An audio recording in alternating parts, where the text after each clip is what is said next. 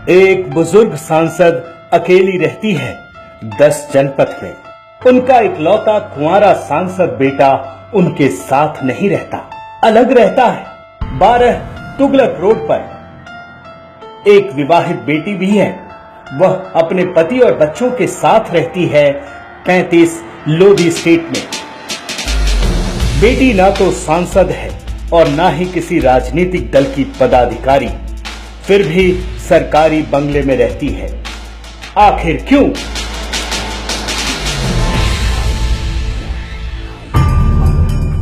बेटा मां के साथ नहीं रह सकता, उसे अलग सरकारी बंगला चाहिए। आखिर क्यों?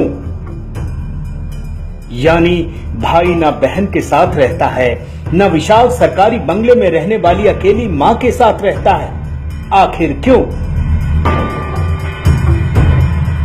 क्या आपको पता है कि इन सब के सरकारी बंगले का खर्च हम और आप अपने खून पसीने की कमाई से देते हैं?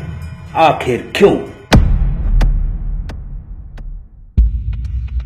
प्रियंका से शादी से पहले दामाद जी की कुल संपत्ति 50 लाख रुपया थी, जो 2012 में लगभग 11,000 करोड़ रुपए हो गई।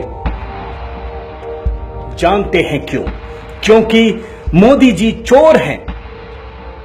उधर मोदी जी के सारे भाई भतीजे उनके 12 साल मुख्यमंत्री और 4.5 साल तक प्रधानमंत्री रहने के बाद भी जस के तस रहे, क्योंकि राहुल, कांग्रेस और दामाद जी तीनों घनघोर ईमानदार हैं। अब जरा मोदी जी के परिवार को समझिए। एक भाई सस्ते गल्ले की दुकान चलाता है, दूसरा भाई निजी कंपनी में फिटर के पद से रिटायर हुआ, तीसरा भाई वृद्धाश्रम चलाता है,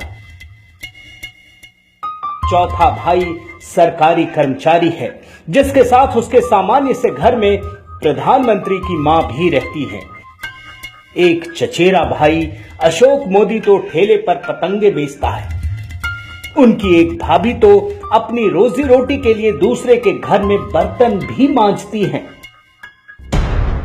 यानी एक तरफ बिना किसी सरकारी सेवा के एक ही परिवार के 3 लोग सरकारी ठाठ का मजा ले रहे हैं, दूसरी तरफ देश के सर्वोच्च पद पर बैठा 4.5 साल तक प्रधानमंत्री और 12 साल तक मुख्यमंत्री पद पर रहने वाले शख्स का परिवार आम इंसान की जिंदगी जी रहा है।